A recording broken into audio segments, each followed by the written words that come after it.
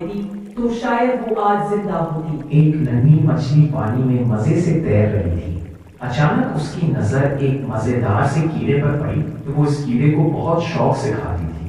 جیسے ہی وہ اس کی طرف دوڑی، ایک بڑی اور سمجھدار مچھلی نے اسے روک لیا۔ جی، یہ تمہاری غذا نہیں بلکہ ایک دھوکہ ہے۔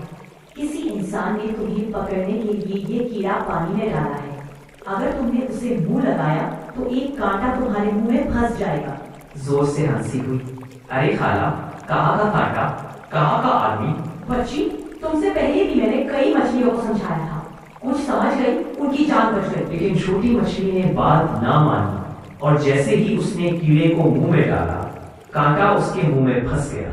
ایک زوردار جھٹکا لگا اور وہ پانی سے باہر نکلتے ہی دنیا کوئی خوشی نہیں، صرف مصیبت، تکلیف اور وہی سب جو بڑی خالہ نے پہلے بتایا تھا۔